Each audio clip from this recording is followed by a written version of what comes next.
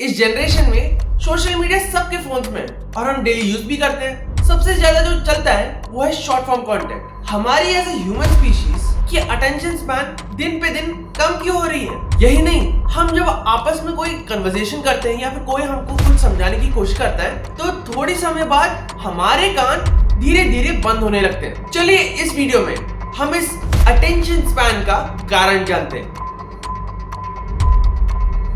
काफी साइंटिस्ट के हिसाब से एक डाइवर्जेंस पॉइंट आता है एज 15 पर। एक जरूरी खोज ये थी कि 15 साल की उम्र में अटेंशन स्पैन रिलेटेड एबिलिटीज अलग अलग होना चालू हो जाती हैं। इस उम्र से पहले अटेंशन एबिलिटीज कुछ जनरल ट्रेंड फॉलो करती हैं और इस उम्र के बाद फोकस करने की तरीकों और एबिलिटीज में इंडिविजुअल डिफरेंसेस दिखाई देने लगते हैं। अभी जिन लोगों की लगभग 40 साल की उम्र है उनका अटेंशन स्पैन बहुत अच्छा होता है। अब ये ऐसा क्यों है? क्योंकि उनका एक्सपीरियंस ज्यादा है। उनका एक ब्रेन एरिया जिसको हम कहते हैं प्रीफ्रंटल कॉर्टेक्स, जो रिस्पॉन्सिबल होता है उन फंक्शंस के लिए जैसे फोकस करने में मदद करता है, वो पूरी तरह मैच्योर हो जाता है। और ओल्ड एज में जैसे जैसे हमारी उम्र बढ़ती रहती है हमारे ब्रेन की प्रोसेसिंग कैपेबिलिटीज कम होती रहती है और हम किसी चीज पर फोकस नहीं कर पाते। अभी इस डिस्कशन को थोड़ा पीछे लेकर चलते हैं। अभी जैसे हमको पता है कि ह्यूमंस इवॉल्व होते गए और ह्यूमंस के इस वंश को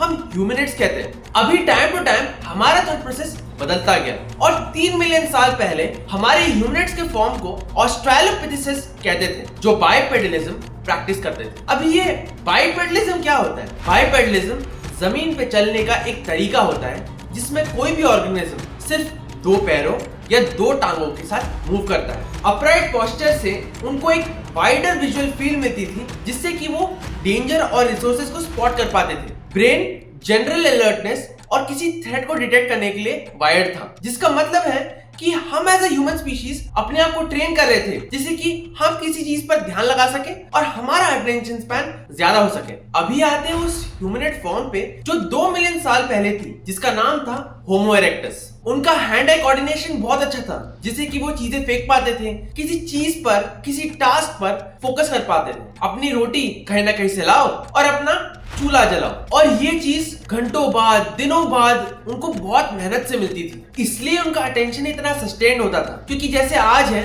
हमारे पास इतने सारे मोबाइल फोन्स हैं जिससे हम डिस्ट्रैक्ट हो सकते हैं। इन्वायरमेंट के पास उतनी चीजें थी ही नहीं कि उनको डिस्ट्रैक्ट कर सके, इसलिए वो ज्यादा फोकस्ड थे। अभी जब हम बात करते हैं होमो सेपियंस की, हमें 2 तरीके के होमो सेपियंस के बारे में पता है। एक है एंशिएंट और एक है मॉडर्न होमो सेपियंस। एंशिएंट होमो सेपियंस के डेवलप्ड ब्रेन सेल्स के कारण था prefrontal cortex expansion and wiring. अब ये क्या होती है? इसको आप मान सकते हैं ब्रेन का वो कंट्रोल सेंटर जिधर सारी प्लानिंग सारे डिसीजंस होते हैं। एंशिएंट होमो सेपियंस के प्रीफ्रंटल कॉर्टेक्स के ब्रेन सेल्स पहले के ह्यूमनिड्स फॉर्म के मुकाबले एक बेटर पाथवे डेवलप किए, जैसे सिनेप्सिस और एक्सन, जिससे कि उनके पास तेजी से कम्युनिकेशन करने का तरीका मिल सका। दूसरा, उस समय हमारे दिमाग के न्यूरल नेटवर्क स्ट्रांग होते थे। इसका मतलब है कि किसी भी टास्क पर लंबी देर तक फोकस कर पाते थे और इमीडिएट ग्रेटिफिकेशन के पीछे नहीं भागते थे। उस समय पर ब्रेन सेल्स में पैराइटल लोब में मेमोरी होल्डिंग कैपेसिटी सबसे ज्यादा थी, क्योंकि एंशिएंट ह्यूमंस को ये पता था कि उनको अपना खाना किधर मिलने वाला है, उनका शिकार किधर है, उनके रिसोर्स लोकेशंस किधर है। अभी से कंपेयर करें तो अगर हम बाहर निकल जाए घर से तो हमको पता ही नहीं चलता कि वापस आने का रास्ता ही क्या है। ओला उबर ने ये सब तो आसान बना लिया है, लेकिन हमारी ऑब्जर्वेशन स्किल्स तो बहुत नीचे चली गई है। अभी के समय में हमें कोई ना कोई डोपामिन हिट चाहिए, जिधर हमें कोई ना कोई चीज जल्दी में चाहिए। अनलाइक एंशिएंट ह्यूमंस जिनको कोई भी चीज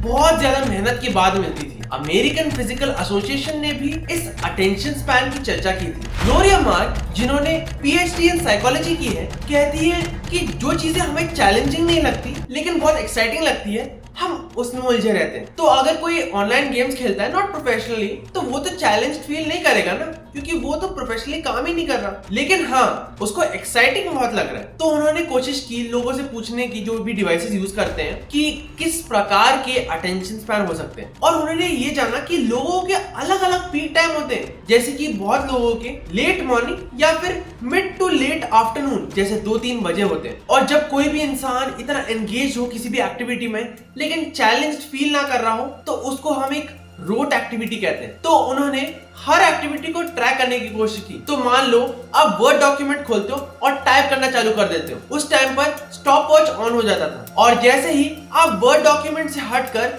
ईमेल पे चले जाते हो वैसे ही स्टॉप वॉच ऑफ हो जाती है। आखिरी 5-6 सालों में उनको ये पता चला कि लोगों की अटेंशन स्पैन सिर्फ और सिर्फ 47 सेकंड्स है। और एक हार्ट रेट मॉनिटर की मदद से ये भी देखा गया कि लोग अपना अटेंशन कितनी बार स्विच कर रहे हैं, जिसकी वजह से उनको स्ट्रेस होता था और मशीन उसको कैप्चर कर लेती थी। ये भी देखा गया था कि आपकी अटेंशन तब बढ़ती है जब आप किसी भी चीज को फ्लुएंटली करने लगते हो, और भूख या फिर कोई आवाज या फिर आपको किसी तरीके का इमोशनल स्ट्रेस वही टाइम को रिड्यूस कर सकती है। ये एक्चुअली एक फिक्स्ड रैपिडली श्रिंकिंग रिसोर्स नहीं है, ये एक मसल है जो आप कंटिन्यूअसली रिपीटेडली स्ट्रॉन्ग करते रहते हो। जब भी आप डिस्ट्रैक्ट होते हो तब आप ही इस मसल को कमजोर कर रहे हो। तो मेरे सजेशंस होंगे कि आप मल्टीटास्किंग को थोड़ा कम कीजिए, कि मतलब आप फोन पे भी लगे हुए हैं, आप पढ़ भी रहे हैं, एक टाइम पर एक चीज को फोकस कीजिए, फिर बीच बीच में ब्रेक भी लीजिए। जैसे मैं 1 घंटे के लिए पढ़ लिया तो 5 मिनट का या 10 मिनट का ब्रेक ले लिया, और जब भी आप सो रहे हो या फिर पढ़ रहे हो अपना फोन कहीं और रख दीजिए, जिससे कि आपको डिस्ट्रैक्ट ना कर सके। आपका पूरा दिन खराब होता है उससे। अटेंशन स्पैन ऐसी चीज नहीं है कि अपने आप बढ़ जाती है, अपने आप घट जाती है, ये ट्रेनिंग और प्रैक्टिस के साथ बढ़ती रहती है। और अगर अगली बार आपको ये लगे कि आपका फोकस फेड हो रहा है तो अपनी डिस्ट्रैक्शंस को दूर रखिए, एक लंबी सांस लीजिए, अपने स्लीप को प्रायोरिटाइज कीजिए। तो ऐसे स्टूडेंट रिलेटेड वीडियोस के लिए सब्सक्राइब करें। मिलते हैं अगले वीडियो में।